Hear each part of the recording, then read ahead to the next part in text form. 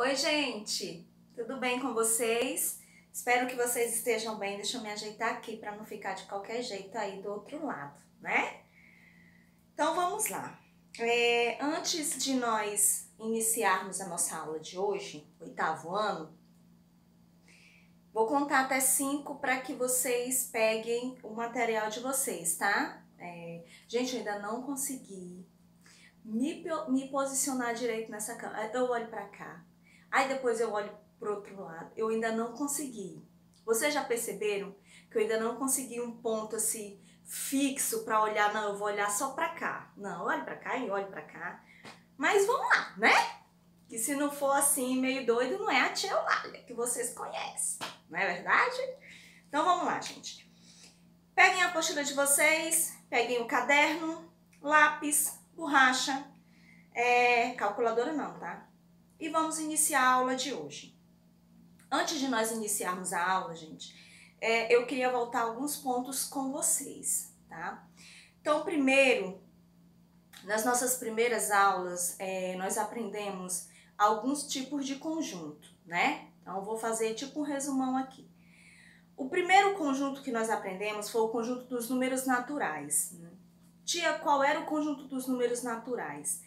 Era aqueles números que a gente utilizava para contar, né? Eu vou colocar o iPad aqui ao lado, tá?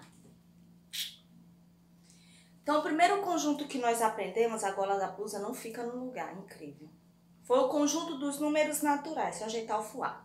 Conjunto dos números naturais. Quais são os números que compõem, que formam, que pertencem ao conjunto dos números naturais? São esses números que a gente utiliza para contar. Então, 1, 0, 1, 2, 3, 4, 5, 6, 7, 8, 9, 10 e assim sucessivamente. Então, todos esses números que a gente utiliza para contagem, a gente chama de números naturais. Qual é a observação do conjunto dos números naturais? Todos os números, todos, tá, gente? Sem exceção. Todos os números que formam o conjunto dos números naturais são positivos, tá? Então, lembrem, no conjunto dos números naturais não existe número negativo. Depois que nós aprendemos que o conjunto dos números naturais são todos aqueles números positivos do nosso sistema de numeração, nós fomos para o conjunto dos números inteiros. Qual é o conjunto dos números inteiros? O conjunto dos números inteiros, ele abrange os números positivos e os números negativos, né? Então lembra, natural é só positivo, inteiro, positivo e negativo. Uma observação. Quando eu vou comparar números positivos e números negativos, eu levo em consideração a reta numérica. Então, como assim, tia? Por exemplo, se eu tenho menos 8 e menos 2, quem é o maior, tia? Se nós fôssemos analisar na reta positiva, 8 positivo e 2 positivo, nós iríamos dizer que o maior era o algarismo 8, porque ele estava mais distante do zero. Então, na reta positiva, à medida que o número está mais distante do zero, ele se torna maior, né? Então, por exemplo, entre 2 e 8, o maior seria o 8. Quando a gente analisa uma reta negativa, a gente percebe e aprende que essa regra é diferente. O número ele se torna maior negativamente à medida que ele está mais próximo do zero. Então, se eu for analisar o menos 8 e o menos 2, eu vou dizer que o menos 2 é maior que o menos 8, porque o menos 2 está mais próximo do zero. Tia, mesmo ele sendo um algarismo de maior valor, o 8 é maior que o 2, como ele pode ser menor? Porque na reta negativa, o número é considerado maior à medida que ele está mais próximo do zero. Se nós já aprendemos isso, nós fomos conhecer o conjunto dos números racionais. O que é o conjunto dos números racionais? São aqueles números de fração, em forma de fração, então números fracionários. Números decimais, ou seja, que a gente chama de número quebrado, que é o número com vírgula, né? Então, 0,5, 1,2, 11,3 são números decimais. Números dentro da raiz, Raiz quadrada de 4, raiz quadrada de 25, raiz quadrada de 11. E nós vimos também a dízima periódica, né? O que é a dízima periódica? É aquele número que após a vírgula eu sempre vou ter o mesmo período. Por exemplo, 2,3333333, ele vai embora, é infinito. Mas eu sei que depois da vírgula eu tenho o mesmo período, que é o algarismo 3. Depois que nós aprendemos o conjunto dos números racionais, nós fomos para o conjunto dos números irracionais. Quem são o conjunto dos números irracionais? Já está dizendo irracional. Eu não consigo transformar um número racional em um número inteiro. Eu não consigo. Tia, quem são os conjuntos, os elementos que compõem o conjunto dos números irracionais? As dízimas não periódicas. Tia, quais são as dízimas não periódicas? Nos dê um exemplo. Dízima não periódica. São dízimas que após a vírgula eu não tenho o mesmo período. Por exemplo, 2,69730. Eu não sei o próximo número que vem. Então, eu não posso aproximar. Eu não posso estimar. Então, eu digo que é uma dízima não periódica, porque após a vírgula eu não tenho a mesma sequência, ou seja, os números não se repetem. Eu tenho números aleatórios. Outro exemplo são as raízes, a raiz quadrada de números que não são quadrados perfeitos ou de números que não possuem raiz exata. Tia, por exemplo, raiz quadrada de 2. Se nós formos calcular a raiz quadrada de 2, vai dar um número lá que o valor do algarismo π, já ouviram falar no π? Uma letrinha grega, ó, π. Eu digo que o π é um número irracional, porque ele é infinito. E ele não tem o mesmo período, ou seja, ele não tem a mesma sequência. Depois da vírgula, eu tenho números diferentes. Depois de nós conhecermos o conjunto dos números irracionais, nós vamos fechar, né? Para o último conjunto, que é o conjunto dos números reais. Quem é o conjunto dos números reais? O conjunto dos números reais abrange todos os números que nós falamos, tá? Então, quais algarismos formam o conjunto dos números reais? Os números positivos, naturais, os números positivos e negativos, que são os inteiros, os números racionais, ou seja, número fracionário, 1/2, número decimal, 1,5, 0,2, dízimas não periódicas e raízes quadradas perfeitas, raiz de 4, raiz de 25, raiz de 16... E o último, que é o conjunto dos números irracionais, que são as dízimas não periódicas. Então, o conjunto dos números reais, ele abrange todos esses números que a gente conhece. Tia, por que a senhora está falando isso? Porque agora nós vamos começar. Depois disso, nós aprendemos propriedades da radiciação e propriedades da potência, né? Agora nós vamos iniciar, pegar aqui, tá, gente? Lá na página 34, um assunto chamado raiz quadrada, que nós já falamos dela anteriormente, tá? Então, tia, o que é uma raiz quadrada? A raiz quadrada é o resultado de uma potenciação, né? Ela é o inverso da potenciação. Então, por exemplo, o inverso da adição é a subtração. O inverso da multiplicação é a divisão. O inverso da radiciação é a potenciação. Ou o inverso da potenciação é a radiciação. Então, se eu tenho uma raiz, eu consigo transformar em uma potência. Da mesma forma que se eu tenho uma potência, eu posso transformar em uma raiz. Tia, dá um exemplo pra gente? Olha, gente, se eu tenho 2 ao quadrado, eu posso dizer que eu tenho raiz quadrada de 4. Tá? Olha, se eu tenho 2 ao quadrado, eu posso dizer que eu tenho raiz quadrada de 4. Entendeu aí? Então, por isso que a gente diz que uma é o inverso da outra. Então, se eu sei resolver potência, automaticamente eu sei resolver raiz. Tia, então, resumidamente, o que seria a raiz? A raiz é um número que, multiplicado por ele mesmo, eu encontro o valor que está dentro do sinal do radical, que nós chamamos de radicando. Então, olha lá, eu tenho um sinal de radical, tá? Eu tenho um sinal de radical. Aqui eu chamo de índice, radicando, e o meu resultado, o número que fica aqui fora, eu chamo de raiz. Deixa eu vir mais para cá. Então, por exemplo, eu tenho raiz quadrada de 25. Quem é a raiz quadrada de 25? 5, tia. Por que que eu sei que a raiz quadrada de 25 é 5? Porque eu aprendi que 5 ao quadrado é 25. Ou seja, 5 vezes 5 é igual a 25. Tá? Então, matematicamente, gente, eu vou ficar para esse lado. Matematicamente, a gente pode dizer que esse número 25 é um quadrado perfeito. Por que que ele é um quadrado perfeito? Porque ele possui raiz quadrada exata, que no nosso caso é o 5, tá?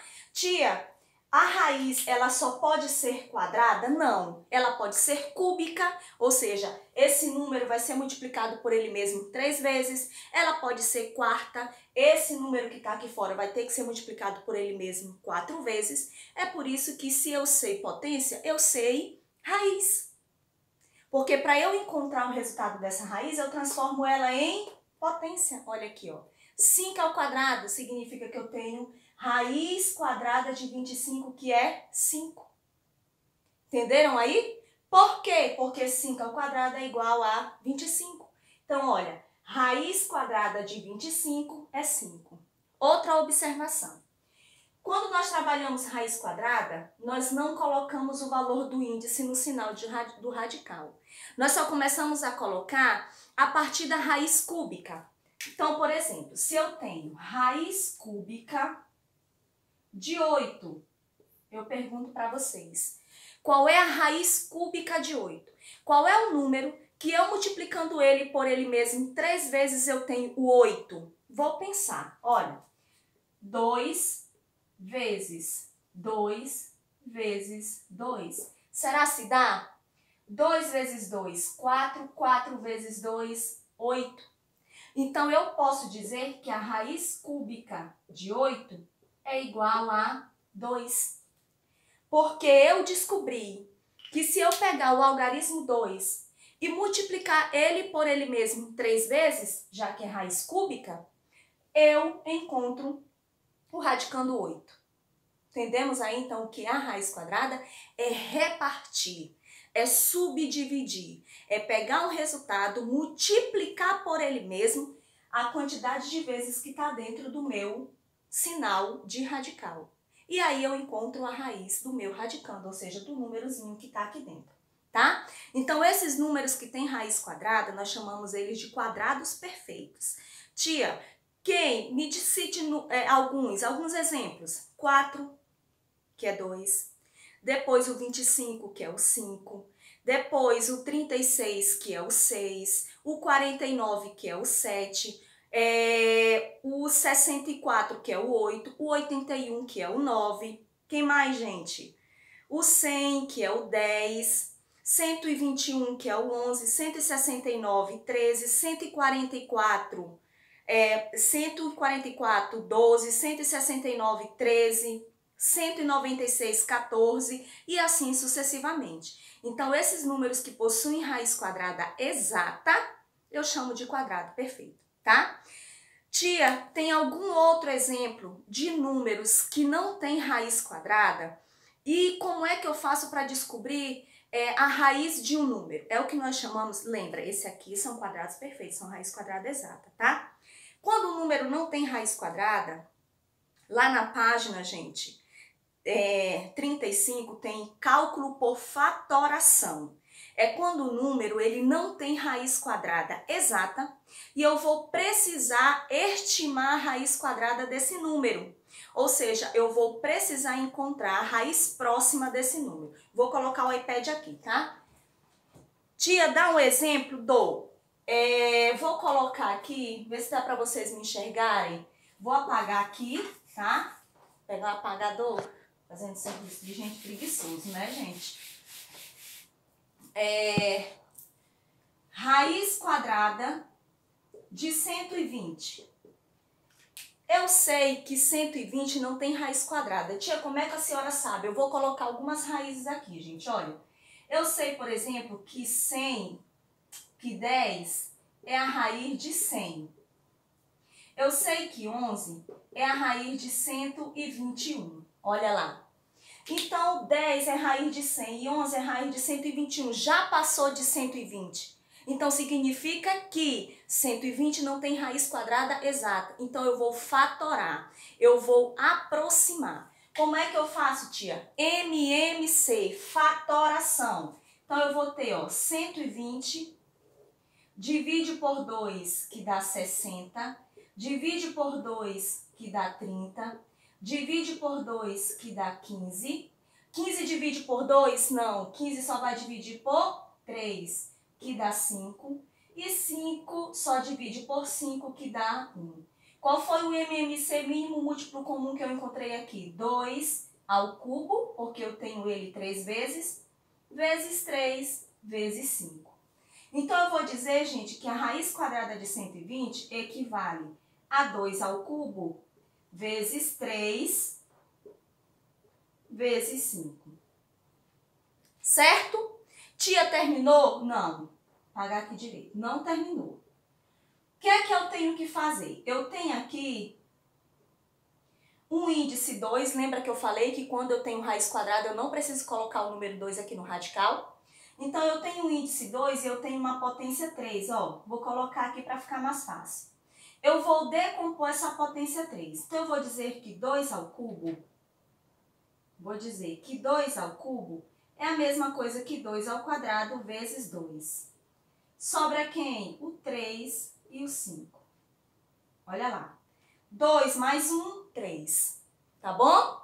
Olha, 2 com mais 1, 3. Eu volto pra cá, ó, tá? Então, ó, 2 mais 1, 3. Então, eu fiz a decomposição.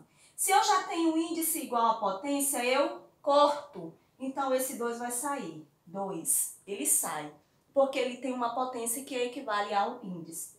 Como esses outros aqui não têm potência 2, eles continuam. Então, é 2 vezes 3 vezes 5.